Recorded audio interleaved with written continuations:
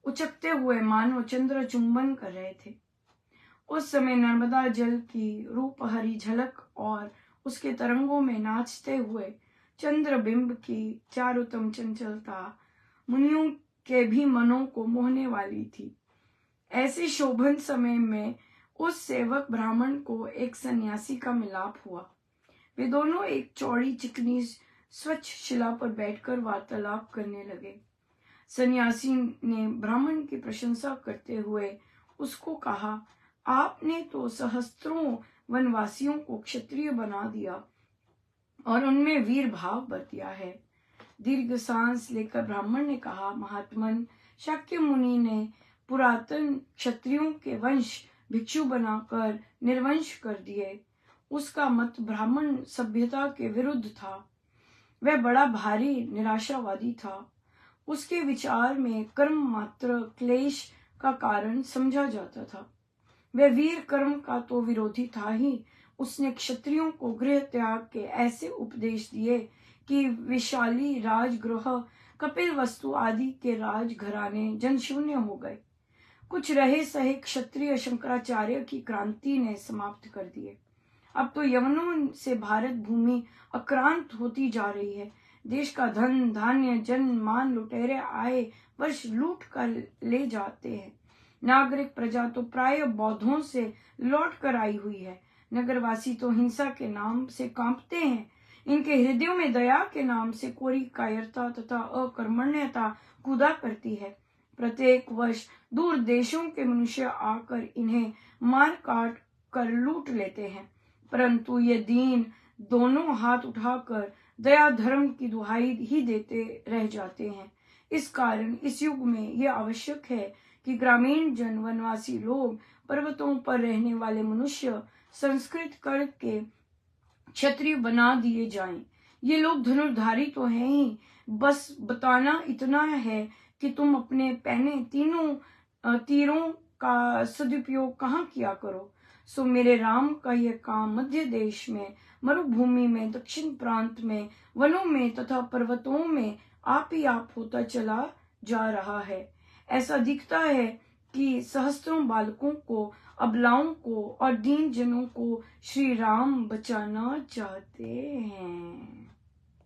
बहुत ही सुंदर, राइट। अकर्मण्यता, कुछ बोलना नहीं, कुछ बस चुप रहना, दया, कायरता, हाँ, कायरता के नाम पे चुप रहना, और फिर ये दीन दोनों हाथ उठाकर दया धर्म की दुहाई देते हैं। इस कारण यह आवश्यक है कि संस्कृत करके क्षत्रिय बना दिए जाएं।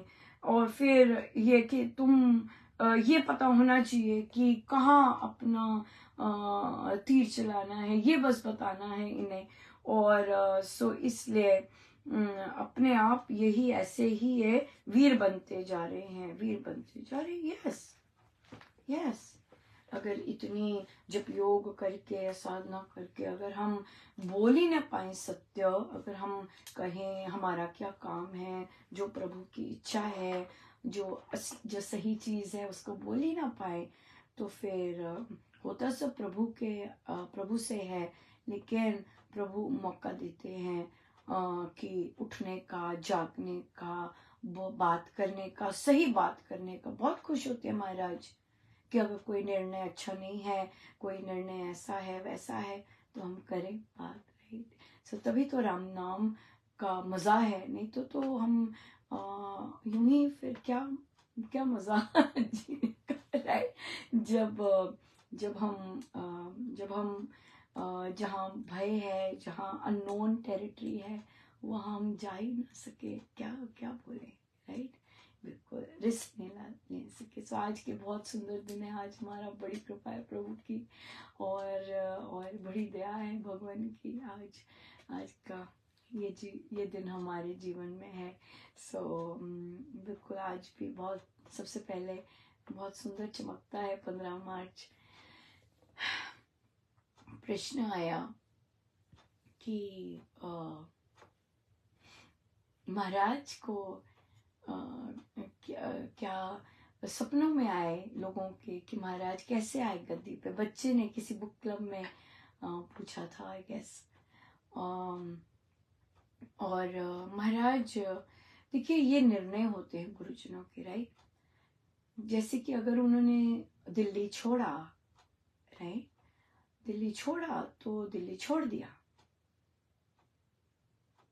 राइट। ऐसे नहीं कि वे टहलते हुए मिलने आते दिल्ली, ऐसा कभी नहीं हुआ।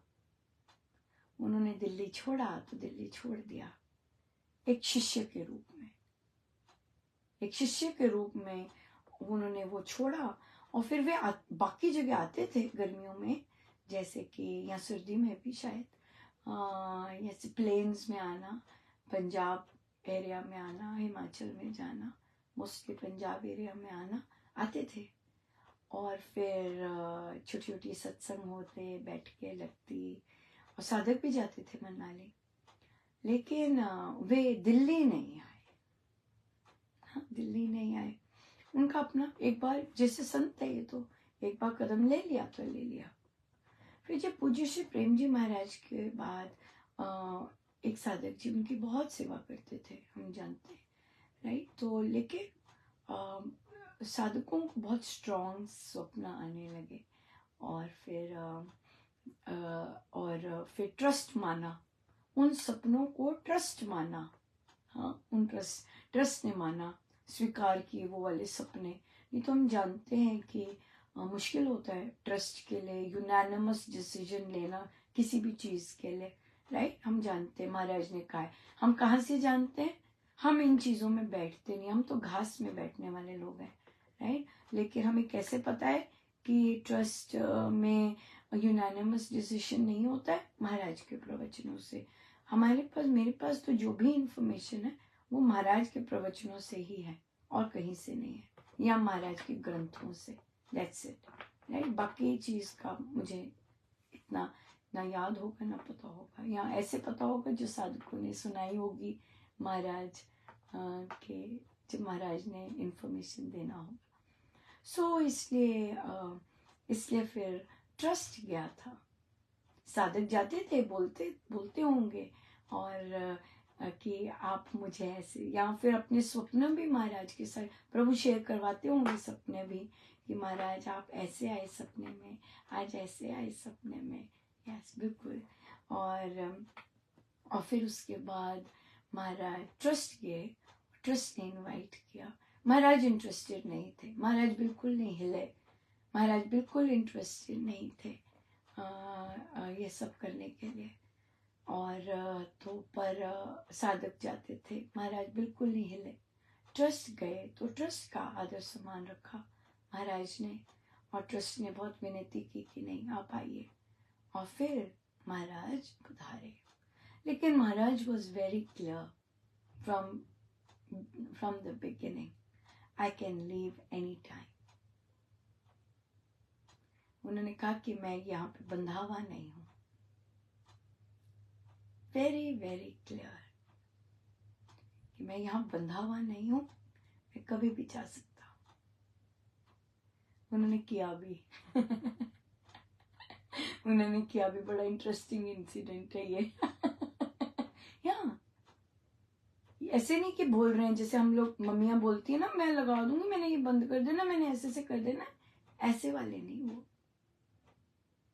ऐसे वाले नहीं, राइट। बिकॉज क्यों चले गए? कुछ तो होगा ना, चले गए वे, है ना, कुछ तो होगा ना। गुरु चले गए, खिसक गए हाँ यस, भयंकर। आए नहीं सत्संग में, ओ माय गॉड, आए नहीं सत्संग में, है ना। मैं शेयर कर रही थी, आज हमारी जप योग की बैठक थी और हम प्रश्न लेते हैं। और तो इस तरह से फिर महाराज वापस आए, रिक्वेस्ट करने पर बड़े आदर सम्मान से वे आए और वे फिर बैठे गद्दी उन पे, उन्हें स्वीकार किया।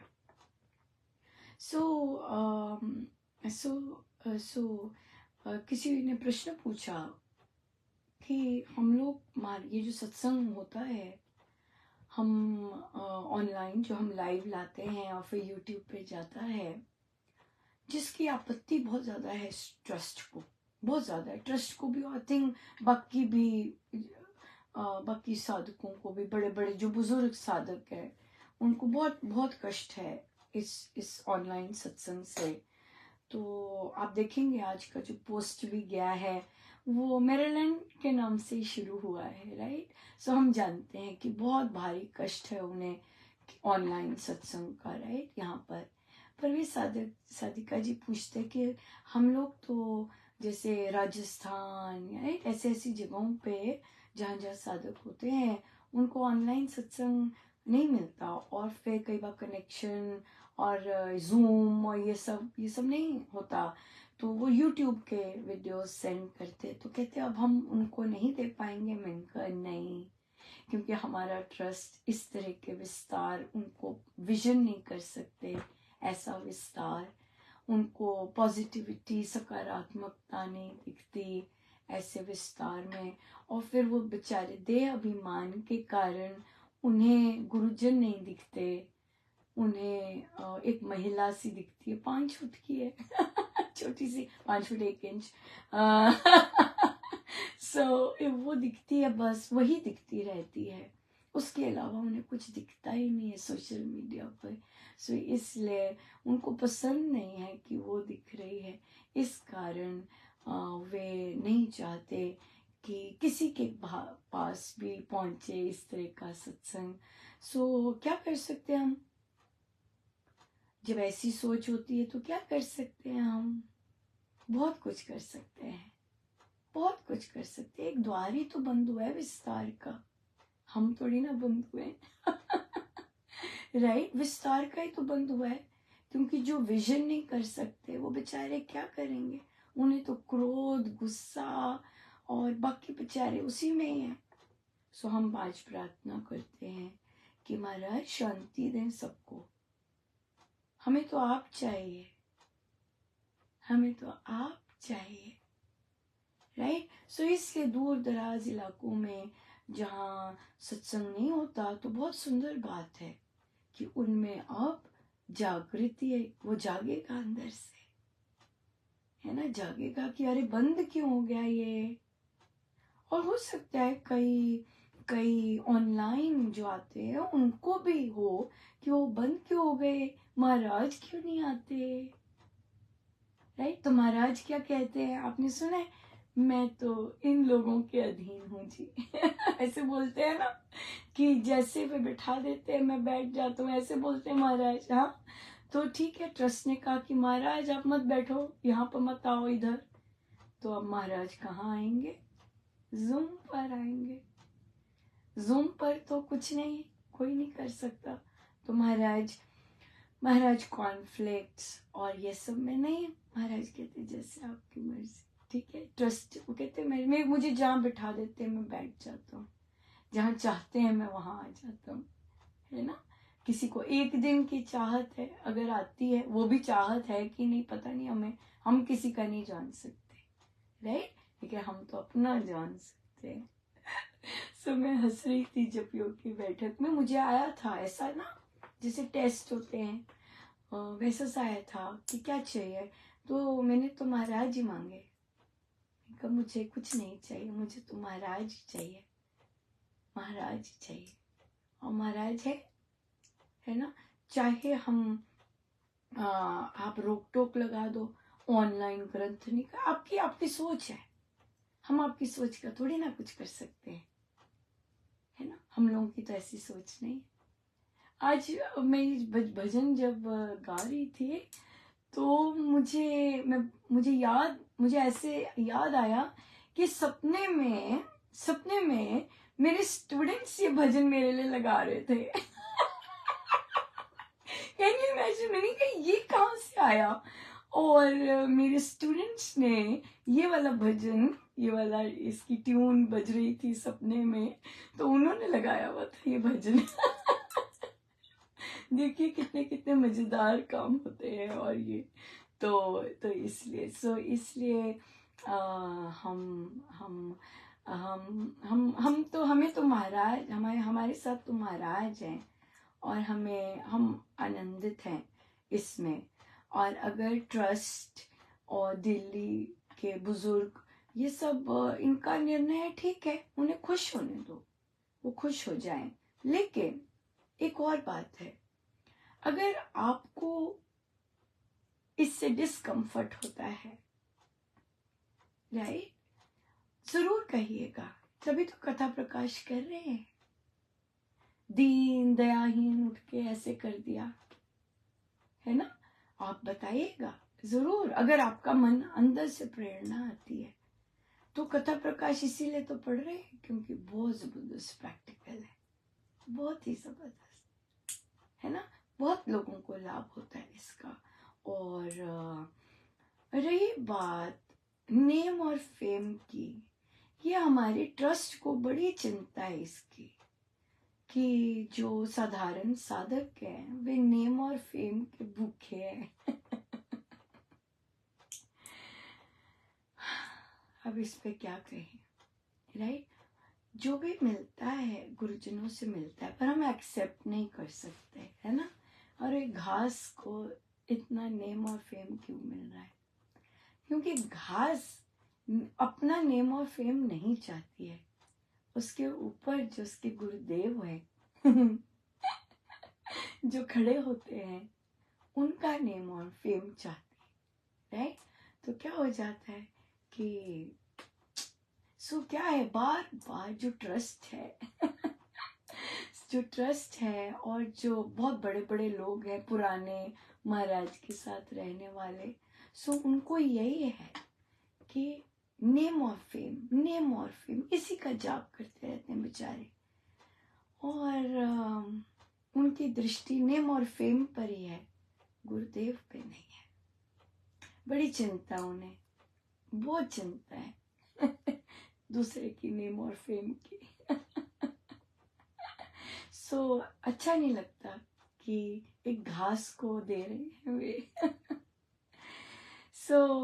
वो राइटिंग से पता लग जाता है, जो लिखत आता है उससे पता लग जाता है कौन क्या चाह रहा है बड़े सारे लोग अब देख लेते हैं बड़े सारे लोग अब देख लेते हैं, बड़े सारे लोगों को अब पता चल जाता है सिर्फ एक नहीं है इसलिए हम खूब आनंद लें। अभी हमारा सत्संग के बाद अखंड श्री अमृतवाणी जी का पाठ आरंभ होगा। बहुत लोगों का मन करता है ये इस पाठ में पढ़िए, बहुत ही अनूठा पाठ है। और इसमें साधकों ने, जिन्होंने अपने पे काम किया है, जिन्होंने अमृतवाणी जी पर उच्चारण पर काम किया है, जिसने अमृतवाणी जी के सुरों पे काम किया है, उस पर मेहनत की है, वो इसमें भाग अपने आप ही लेते हैं। कई कभी भी पूछ लेते हैं, पर अब सबको समझ है कि बहुत ही दिव्य होता है और बहुत ही चार्ज्ड अप होता है, वो भी महाराज की कृपा से। हम नहीं, हमारा बस चले तो कुछ ना कुछ कट हो ही जाए वो तो महाराज की दया होती है कि निर्विघ्न और इतना सुंदर चलता है, सब उनकी दया है। आज के दिन की बहुत बहुत बहुत बहुत बधाई और सभी को शुभ व मंगल कामनाएं। और खूब आनंद लीजिएगा अपने महाराज के साथ, खूब रिझाइएगा उन्हें और हर रोज रिझाते रहिएगा हम तो हर रोज वो करते हैं, सब कुछ वही करते हैं और सब कुछ वही करते हैं, हर चीज वही करते हैं। आनंद लीजिएगा जो वे कर रहे हैं, जैसे जैसे वे लीलाएं खेल रहे हैं, खूब आनंद लीजिएगा और धन्यवाद ही धन्यवाद करते जाए हम कि महाराज आप पधारे, महाराज आप पधारे। धन्यवाद धन्यवाद, इधर से भी धन्यवाद, उधर से भी धन्यवाद आगे से भी धन्यवाद, पीछे से भी धन्यवाद, ऊपर से नीचे से हर जगह से धन्यवाद ही धन्यवाद। बहुत बहुत बधाई, बहुत बहुत शुभ मंगल का। आइए हम सीधे होके बैठे।